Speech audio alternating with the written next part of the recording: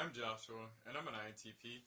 And first and foremost, I would like to say thank you for viewing this video and subsequently visiting my channel. Now, the topic of this video I will introduce after this preface. It is to say that I don't know if anybody's noticed this up to this point, but I am in the business of analyses, and I have a tendency to indiscriminately analyze anything that interests me or that I get my hands on, really. Even if it doesn't interest me, I'm going to analyze it because that's my nature. So I am a part of several book clubs, and literary analyses is something that I do, and will be something that I'm bringing to this channel, as well as the philosophical, scientific, and typological theoretical analyses, presentation of arguments, and different things of that nature. Now, I'm not going to slam you with all of the philosophy, poetry, and reading literature that I've done, and going on these long analytical exposés through these texts. But that's something I do want to start, so I am going to set a precedent in this video. And this video will be a literary analysis, or at least a syntactical analysis, in the song by Bob Dylan, I Dreamed I Saw St. Augustine. I'm a fan of Bob Dylan and his music because he was, I believe, in a lot of ways, one of the last great American poets, insofar as that he came from the school of Keats, Eliot, Emerson, and many others. And his work, though it was folk music and later on pop music, was very profound in its structure. And there's so much symbols and imagery in his music that I thought that this would be a good place to start, not necessarily to overwhelm people, though it's not like in other things that I've presented that I really cared about overwhelming people with too much information. But with the thing with literature, it may be actually harder to follow than the scientific things that I bring up, because literature is inundated with so much symbolism and so much imagery and room for interpretation, though this is a song, that one will have to compete with their own thoughts in terms of hearing what I'm saying, at least when I'm reading something, and what I'm drawing from the analyses, because there aren't these fixed patterns of meaning, though I think I should say this, that I'm not a postmodernist, so I don't think it's what anybody invents, but I think it's hard to get at the roots of what's going on. But I will use Jung and psychoanalysis to do this, not analyzing Dylan, per se, as the artist and the writer, but the images and symbols that exist, because many of these images and symbols exist in the writing of the previous poets I mentioned, and as well as in the Old and New Testament of the Bible. So, without further ado, this is on I Dreamed I Saw St. Augustine. And the first lines of this song is, I dreamed I saw St. Augustine. And I think what's necessary and important about this line is that this is a dream, much like the school of analytics would say that one can find the truest and the most richest of psychic content in terms of the true stance of their mind and their position. This is a dream. So it is Dylan's subconscious representing and showing him things so that it is made known to the reader or to the listener, because this is a song, that they should take this from a symbolic standpoint and try to pull out and ascertain the meaning to these images, because they are very much like a vision or a dream of an Old Testament prophet. And we will see many allusions to the Old Testament prophets within the song. So that is the first line, I dreamed I saw St. Augustine. So there is room for analyses insofar that this is a vision that Dylan's having, and it's something that is outside of one's local experience, and is something that is somewhat sacred or paranormal even. So have those thoughts in mind when hearing the rest. And it says tearing through these quarters in the utmost misery. So who is St. Augustine? St. Augustine was a patron, is a saint, obviously, but a patron saint, and he is the early Christian writer and a father of the church post the Apostle Paul, and influenced heavily by the teachings of Barnabas and Paul, who really introduced the early tenets of Calvinistic thought, aside from what Paul wrote in the New Testament, and aside from what Barnabas wrote to the early church fathers. St. Augustine was a writer who was around during the Roman Empire, who brought, essentially after Constantine, who brought the original teachings back and sort of stepped away from the pagan influences that it had received, and was against the much like the Caesar of his time, Augustus, was very much against the decadence of Rome and the attitudes of licentiousness and complete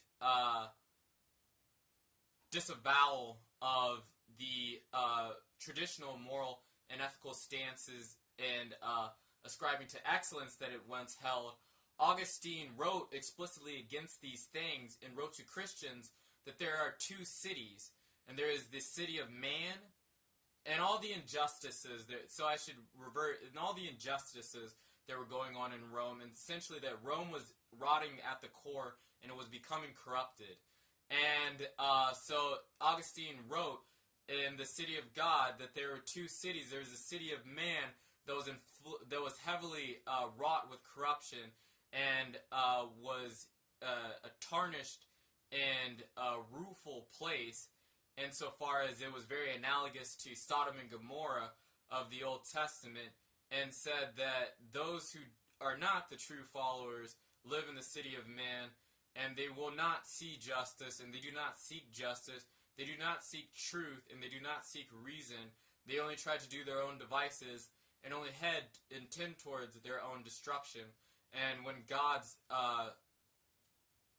retribution, I suppose, and judgment comes, that city will be destroyed. But the true followers are within the city of God, and they receive their ethical and moral direction from on high, and they are the true seekers of truth and justice, and they will be maintained and protected and given the providential grace that is indicative of the Christian, to where all others receive common grace. And so, not to go too heavily into Christian theology, that's essentially, you can take that from what Dylan is saying, I dreamed I saw St. Augustine.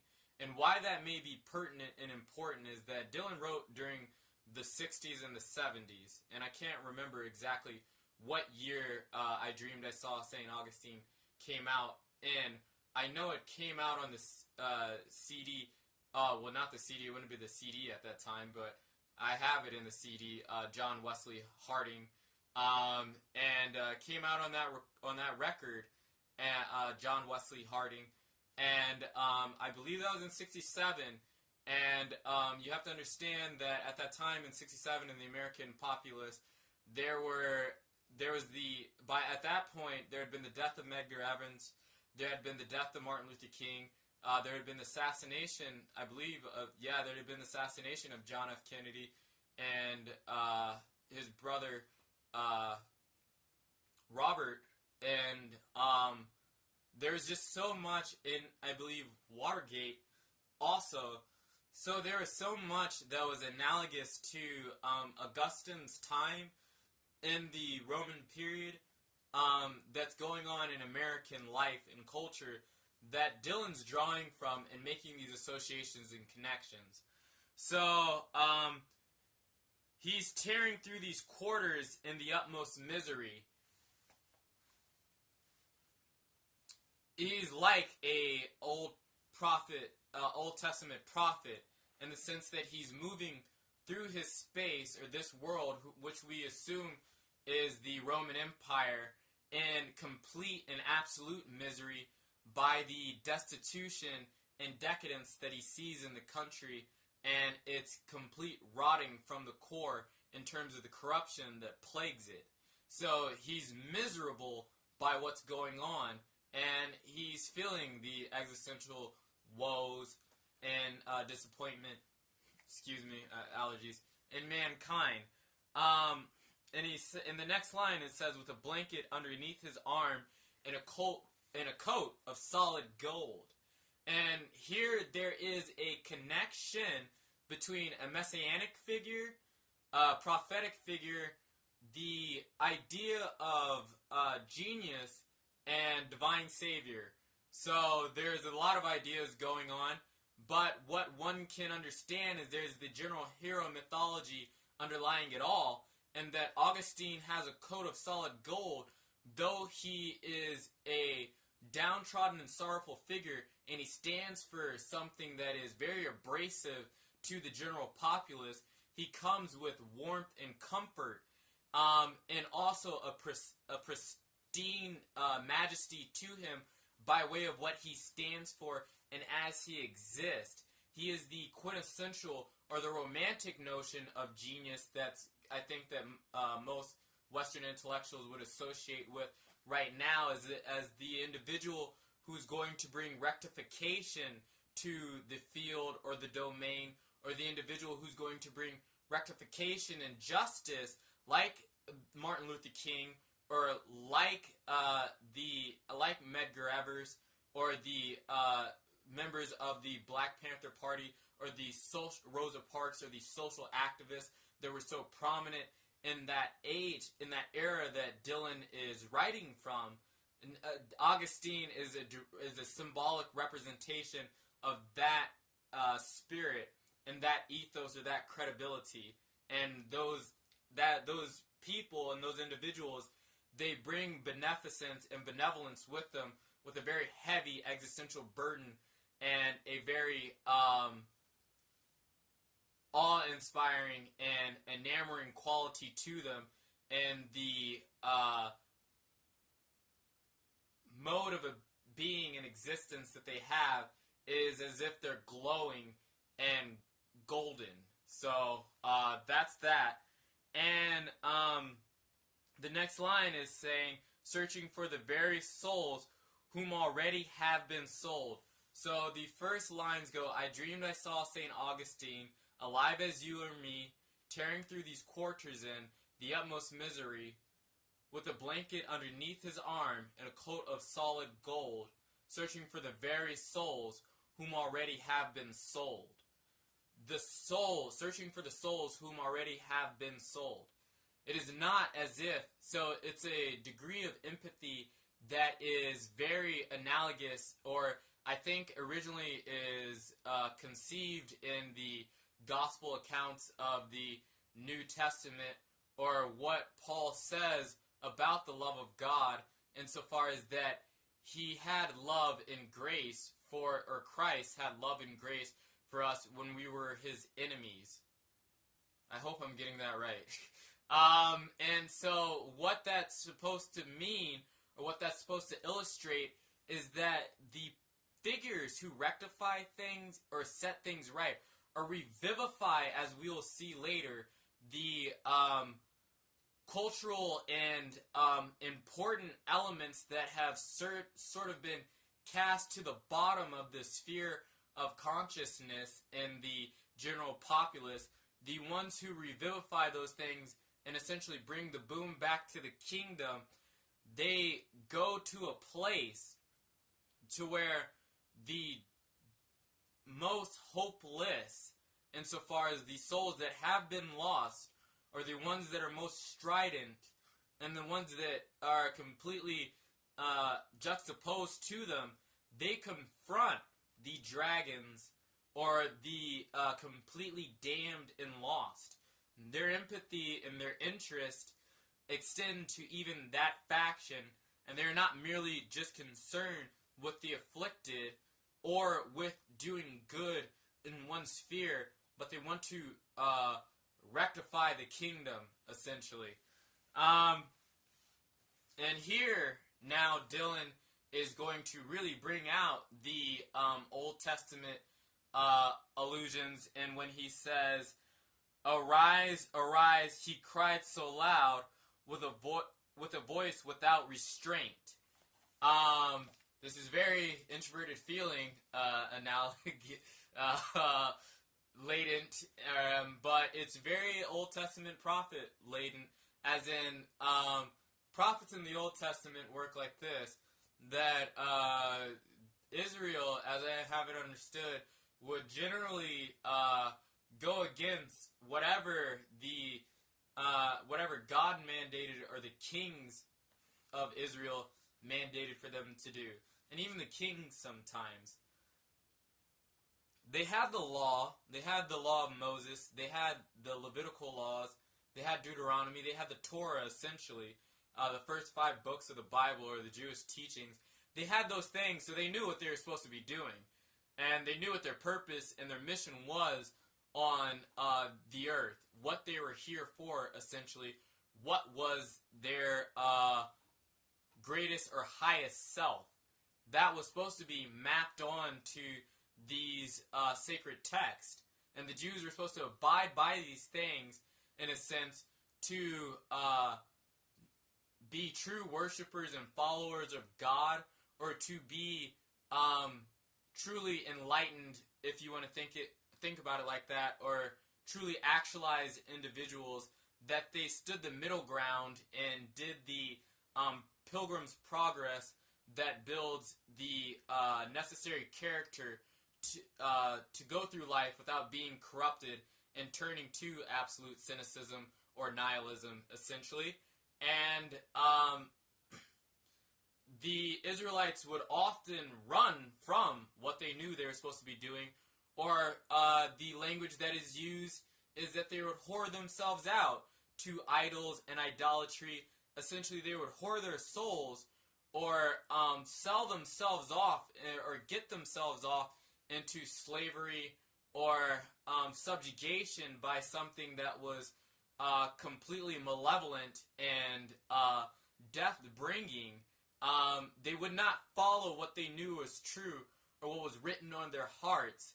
They would always turn away from it by way of the pressures of their desires and their sinful nature, or the majority populace, or public appeal, or being influenced by the neighboring cities and cultures that were around them.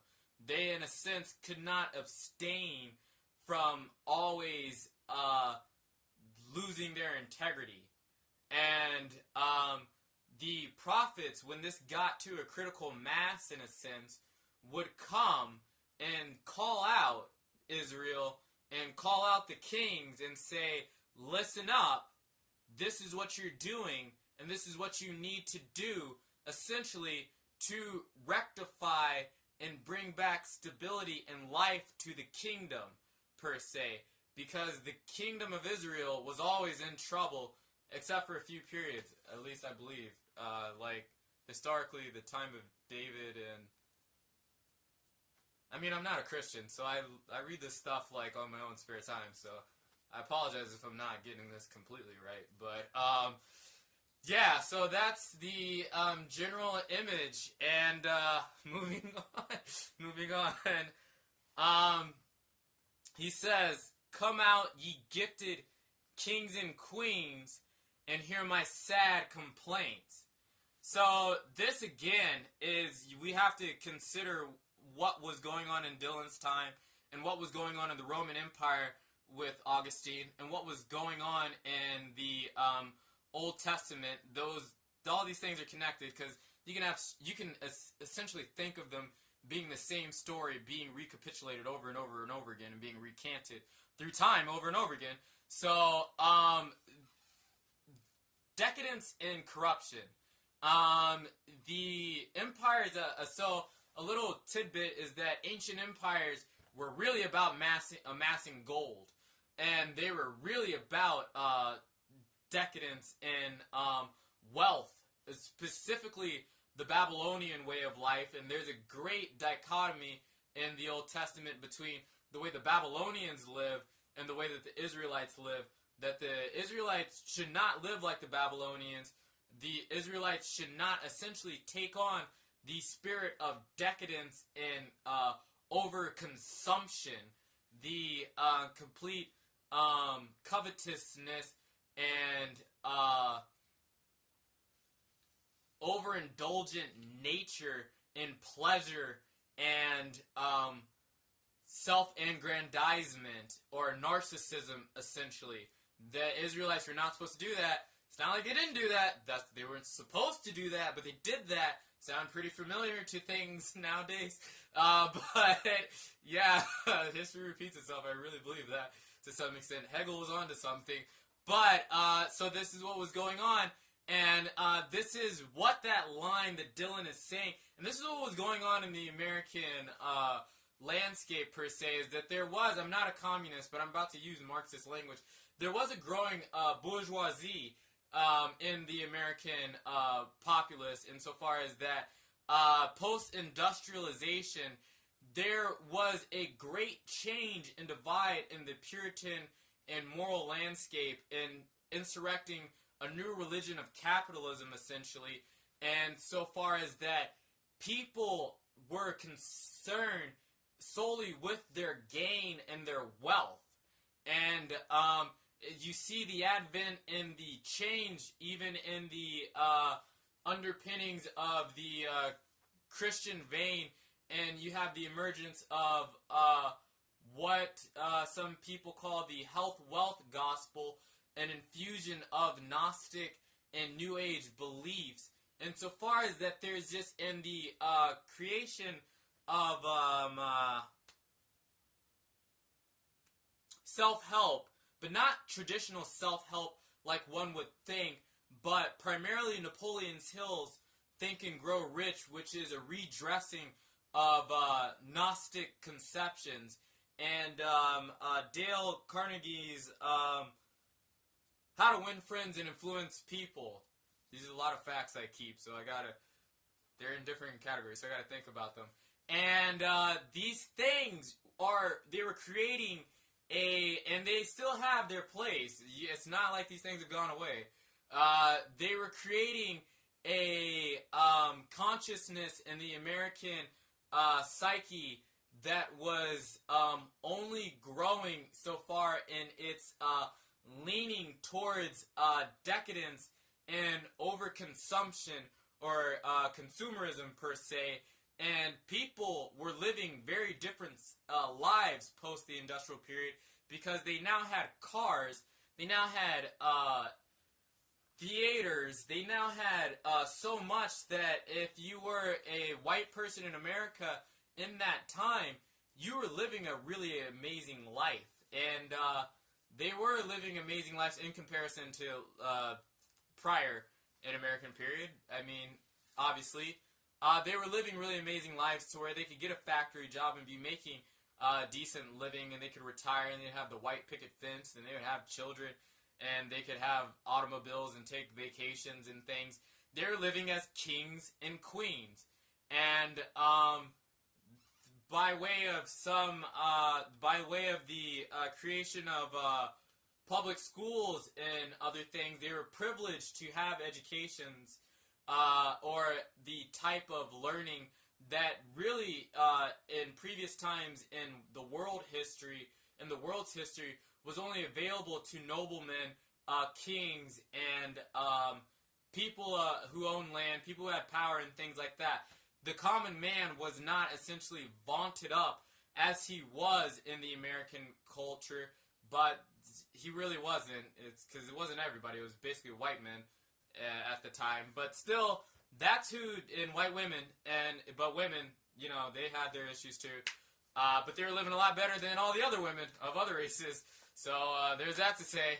But so that's who Dylan is talking about. And if you want to think about it in the context of Augustine's literal time, insofar as Rome, there was a great deal of poverty.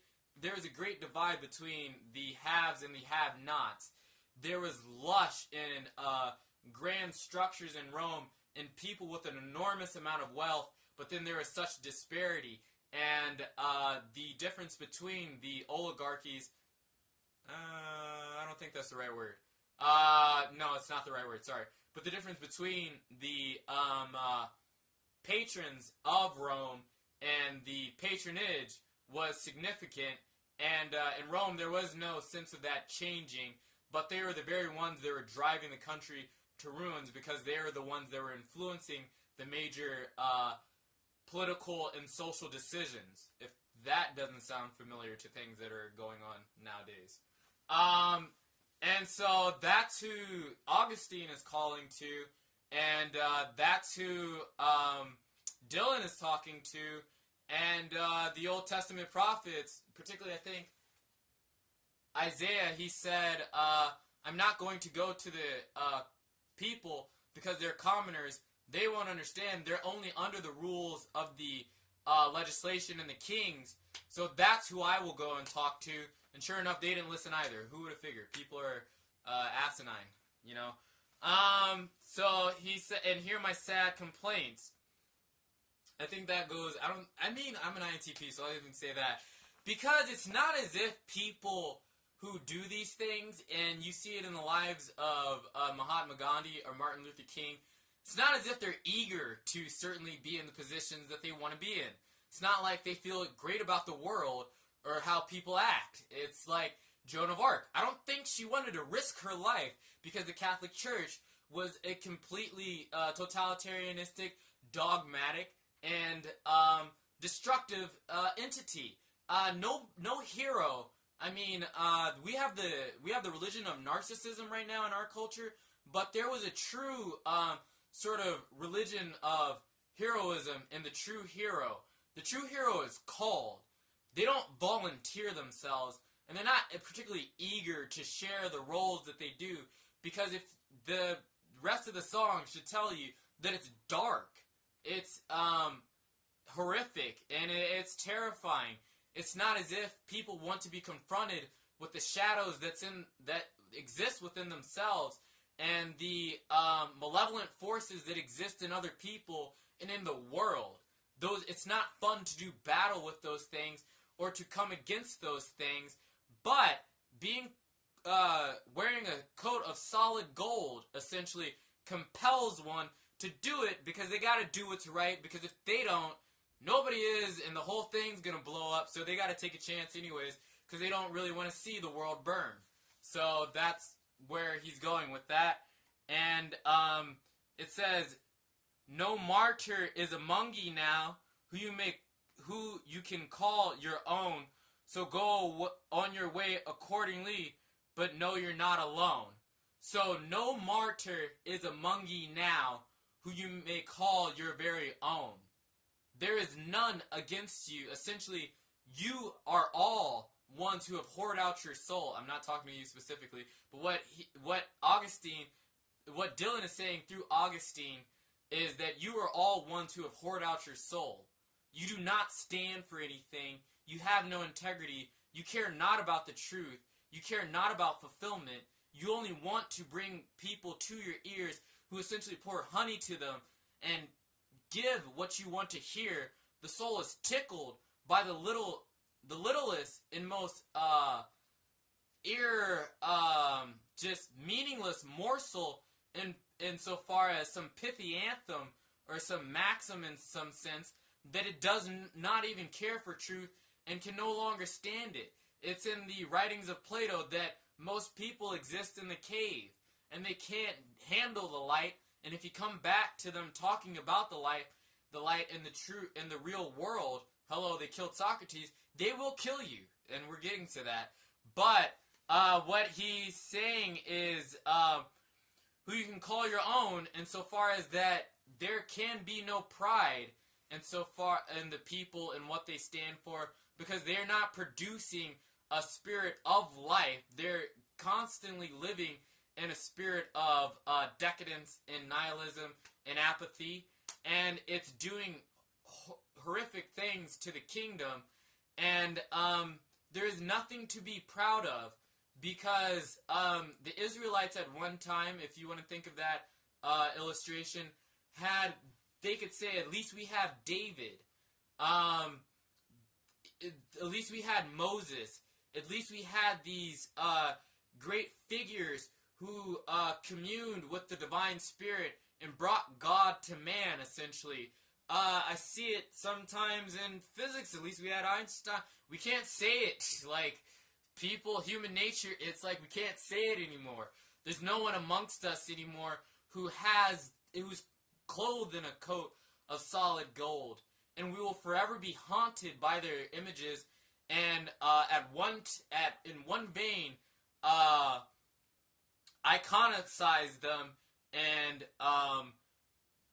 dress their image in great majesty, but only in a way so that we can, from a Freudian analytical, Jung brought this up, but only in a way so that we can put distance between them and ourselves, so that we do not have to take on that burden or see what it is that they're going to reveal in us, so long as they're a distant something that we don't really have to commune with.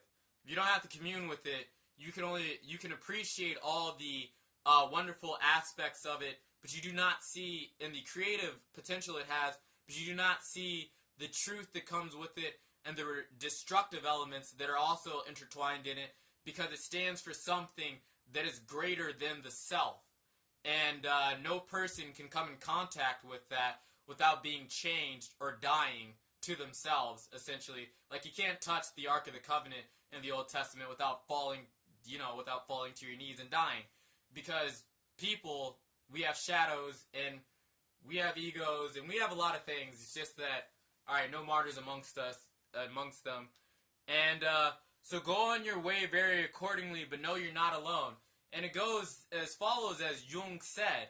So previously, like earlier in this analysis, I talked about Israel, that they had the law, essentially, and they knew what it meant to be an Israelite. Every culture and every person has an identity that makes them up.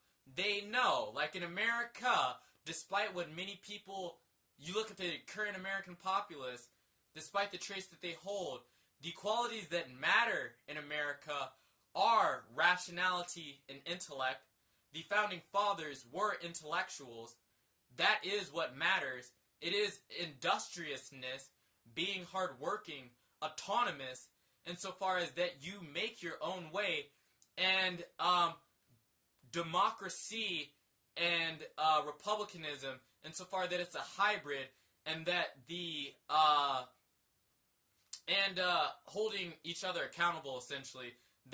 It's accountability. Those things don't exist in the American populace very much anymore. You can't hold another American accountable for their action. You have no right to tell another person how to live. To where that's not the point. That's not what drove the Democratic and Republican spirit, because you need checks and balances. Men are not angels. If men were angels, they would not need governments. And if governments were made up of angels and angels governed men, you would not need checks and balances. John Quincy Adams. But so many people, they don't know the spirit of America, and they totally tarnish it. There's an intellectual laziness and aversion to. There's an anti-intellectual sentiment in America that I can't understand when you have thinkers like Jefferson, Adams, and Franklin, who are the ones who wrote the Constitution and founded everything that this country stands for, and were greatly influenced by Locke, were greatly influenced by Hume, were greatly influenced by Socrates, who were greatly influenced by Aristotle, who were greatly influenced by the European Western thought. I mean, like, it's like I don't get it sometimes, but there's a cultural identity that has been lost, and it's in every populace. And what happens with the figures and the heroes is they go down to the bottom of the well, essentially, or they go to the bottom of the sea, and they bring those elements back into the culture and try to reintroduce them to essentially save the kingdom. And it's Augustine's warning, and the same warning that the prophets would give to the Israelites. You can ignore what it is you know you're supposed to be, and what is it you know you're supposed to do, and what the truth is, but know that you're ignoring it, and that there is the spirit, if you will, or the general cultural makeup that exists in you that will always haunt you, and you will not be alone. Your actions will not go without consequence, and you will have to have a recompense or some sort of, you will pay something for what you do. It will happen. So just know you're not alone. And then it says, I dreamed I saw St. Augustine alive with fiery breath. Because though it's not like what he said previously would be easy for, it was not like they liked Augustine in the Roman Republic. It's not like Americans like Dylan per se, and some of the things he had to say. It's not like the Catholic Church like Joan of Arc. It's not like Athens like Socrates. It's not like the Jews like Jesus. It's not like they don't, people don't like when you see it's not like physics necessarily liked Einstein at first. When the truth comes in a person, or when genius emerges, I don't know if that's necessarily genius. That's what I think. The romantic conception of genius, not maybe the academic one, but I think when the Roman idea, there's a lot to that. And I'll make a video on the history of the idea at some point.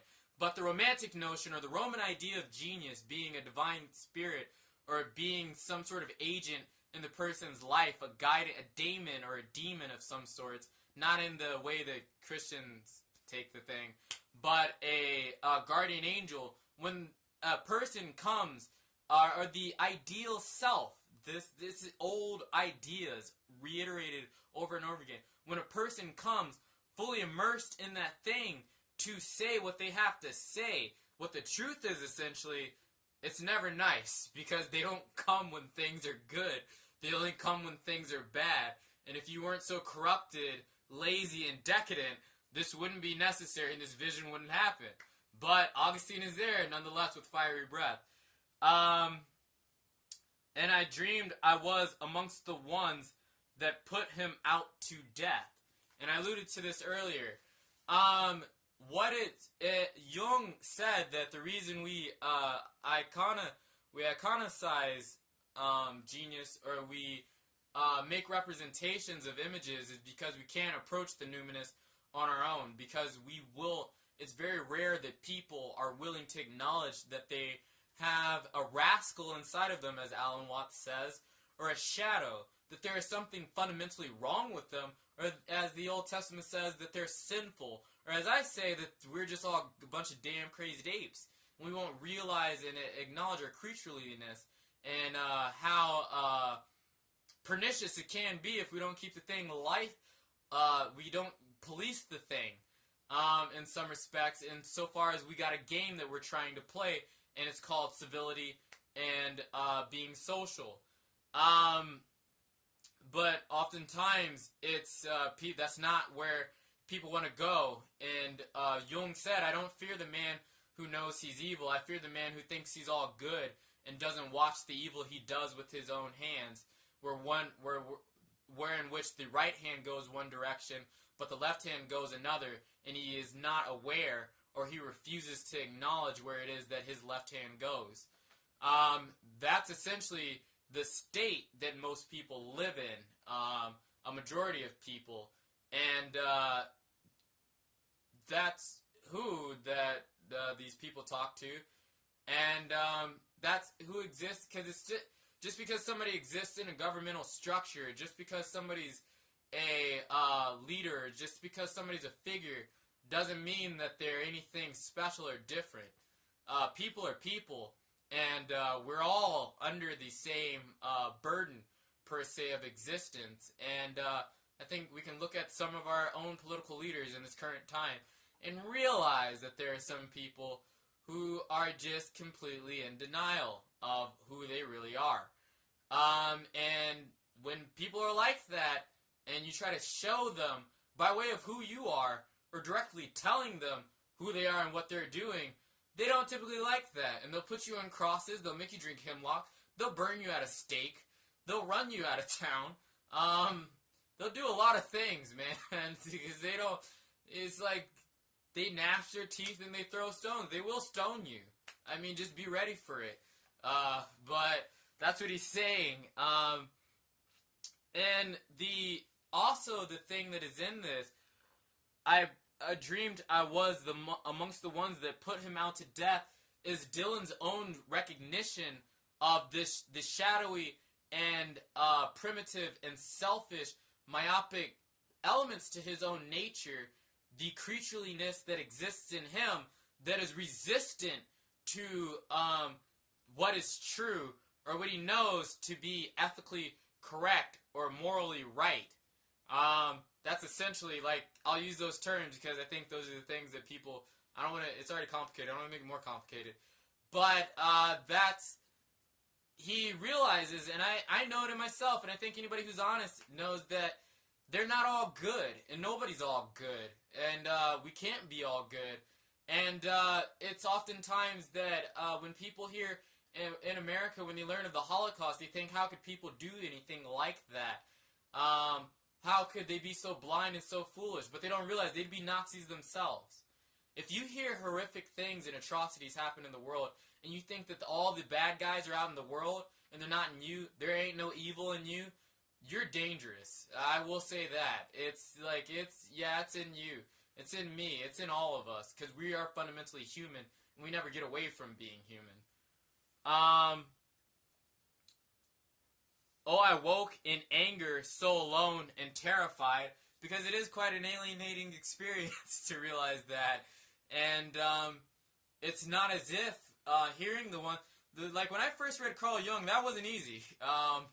And it is frightening to be confronted with reality.